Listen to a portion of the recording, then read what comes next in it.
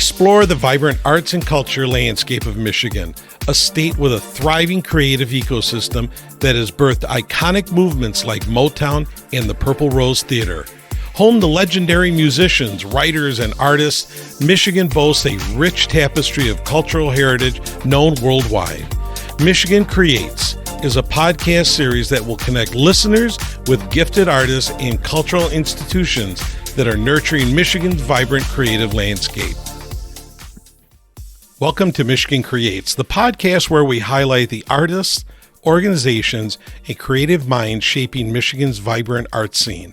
I'm your host, Audra Pieknik, and today we're diving into the power of community-based art and its impact on creative expression. Joining me is Audra Pieknik, Executive Director of The Art Experience, a nonprofit dedicated to making art accessible to all. With a passion for fostering creativity and bringing people together through the arts, Audra leads an organization that provides a space for individuals to explore, create, and connect. We'll discuss the Art Experiences Michigan, the importance of creative spaces, and how art can be a catalyst for personal and community growth. So sit back, get inspired, and enjoy this conversation with Audra Pieknik.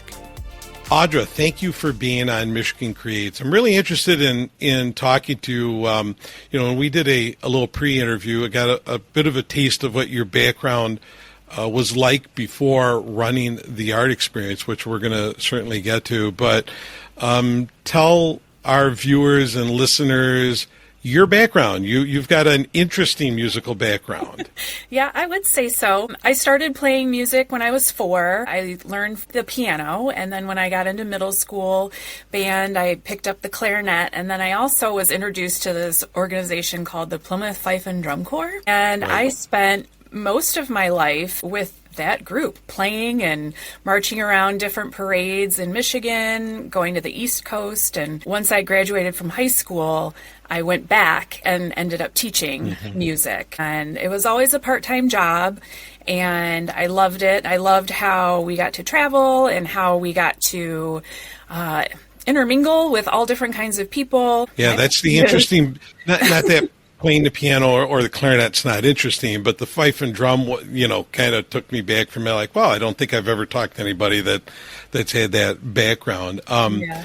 And then let's go on to college times. So, Go Green. Yes, I believe. Go Green. Yeah, I'm a Spartan. Yeah. My first go at school was at Michigan State, and I graduated with an art history degree.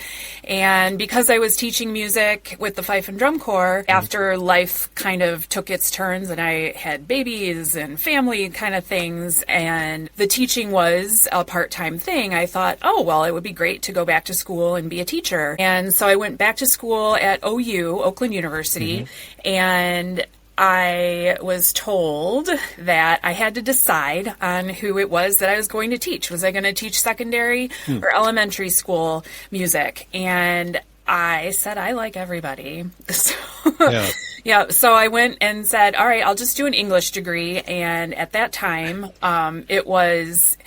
you had to have like a more general kind of education background in order to go back and get a teaching certificate. So that was always my fallback. But from that English degree, I went and found an internship at the Art Experience. And so that's kind of how this whole... Yeah, that's a great connection. So you worked at the Art Experience and then eventually became executive director.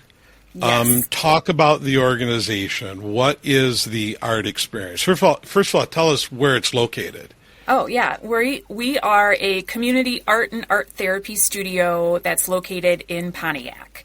So we've been around for almost 30 years. We were founded in 1996 by 6 lady art therapists and artists. And we're a place where we believe art is for everyone and everyone is an artist. We're inclusive. We serve those with and without disabilities. We serve those we're like a creative space for people of all artistic skill levels. The whole gamut. So talk about some of the programs that you offer. Oh, well, I would say our most popular program for the general public is called Open Studio. And I know a lot of art organizations around Michigan and nationwide have an open studio where people can come in and use materials. And for us, I think what's different is that it is such a low amount to have access to all of these materials and for so much time. We offer over 22 hours each week of open studio time for people to make whatever it is that they want to make. It's a independent creative exploration that we have. Okay. And you also being in Pontiac, you're partnering with the school systems as well, I would imagine. So talk about that for a bit. Why is that important? Well, why? I think Pontiac has had quite a time, Yeah. I would say, and I think our organization has had some challenges too. Open Studio, because it's a $6 fee to come in. That doesn't pay for staff members. It certainly Right. isn't paying my salary, right? In addition, I think there aren't enough people who are coming to really, I don't know, fill that gap for us.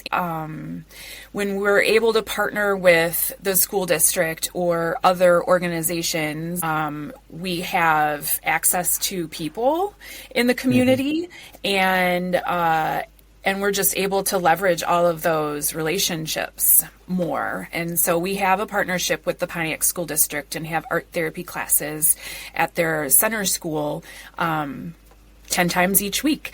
And we have a connection with the Oakland Intermediate School District and have classes that we work with students and families who are experiencing housing insecurity and have art classes with them once a week. So other organizations, we can supplement their programs for their populations with art and art therapy. I think that's terrific. And you said earlier, Pontiac has kind of gone through its challenges, and it really has. But it's a fighter city, in the sense that really there's a lot. When you dig right into it, there's a lot of great stuff going on in Pontiac. Yes. And I would imagine the art experience is one of those types of great things that are going on there. So I applaud the work that you're doing there and doing in Pontiac. So how big is your team? You talk about you've got art therapists and salaries and whatnot. I mean, you're a nonprofit. So what is that like? What's your team look like? I have both artists and art therapists who work for me, and but we're all part-time. So artists are pretty resourceful and have to pull together lots of different gigs to make their lives work. And so as a employer, that's a little bit challenging. To make sure we have the staff to fill all of the roles at certain times and all that kind of stuff. But I have 10 regular staff members. That's a lot. That's pretty good. Yeah, that's pretty good. So if folks want to become involved, are there ways for the general public to become involved? Outside of the fact that you will take donations, of course, sure. But outside of donating and supporting, which we certainly want folks to do, are there other ways that people could become involved with the art experience? Yeah, well, there are always volunteer opportunities. You can come help us in Open Studio and just be a person.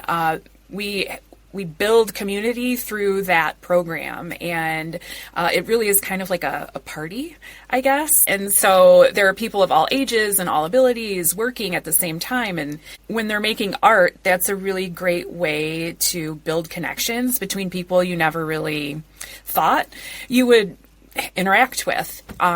So that is a great opportunity. We have a festival in June that we work with the Water Resource Commissioner's Office at Oakland County and the City of Pontiac. And so that's a free festival called Art Fish Fun. And so Okay. Artists are encouraged, even emerging artists. We've expanded the art part of Art Fish Fun, and we have an artist market. And for $25, it's a 4-hour time frame for the event on a Saturday. Right. And I have a table and I have a tent. And if you're just kind of starting out and you have limited inventory, or you just have stuff that you've made around, and you want to try and sell it, like, we can do that there at Art Fish Fun. We're also looking for artists for our fundraiser called Glimpse and Glimmer. And for that, we have a kickoff party for artists. And at this kickoff party, we have artists who are planning to help us with this event. And so they are either coming in as a pair, or we pair them up with somebody. And over the summertime, they collaborate on an art piece, and we kind of check in and get, feedback of how well things are going and maybe how well they are not going. Because different styles clash all the time. But in the end, in November, we will have a beautiful piece of art that it becomes a metaphor for life. And no one is an island. You have to work with others, that kind of thing. And glimmer, I guess, I am a word nerd. So I love that it's kind of another word for gala. And everyone has a gala. But I have a glimmer. Is an opposite of a trigger. And so when people experience trauma and they're thinking of the things that up in their life, and their nervous system goes into overdrive, and that's the trigger. But the glimmers are more positive and are the things that calm your nervous system down and make you, like, warm your heart. And so we celebrate those positive things, and that's when you see the positive, you see more positive and all of that, and so it kind of just builds, and so we celebrate that too. It sounds like there's a lot going on with the art experience, and you said a little bit earlier, I mean, it of course, we talk about this all the time. Art builds community. Art has a positive impact on our mental health, and you're doing quite a bit of that work. If folks want to go online, you want to give the web address? Sure. It is www.theartexperience.org. Audra, thanks for taking time today. I appreciate you giving us a little glimpse inside to what's going on in the art experience. We hope folks will check out your website and become even more involved with your organization. So thanks for being on Michigan Creates. Well, thanks for having me, Ara. Thanks for tuning in to another episode of Michigan Creates. We hope you've had fun diving into the creativity of our state. From Motown melodies to artisanal wonders, Michigan never fails to dazzle. But hey, the creativity doesn't stop here. Connect with us online, subscribe to our channel so you don't miss new episodes. Help us spread the word and also share your own artistic stories. So until next time, I'm Audra Pieknik, and I want you to keep those musical instruments in tune, keep those paintbrushes moving, and keep those cameras rolling. Remember, in Michigan, the only limit is your imagination. Stay creative.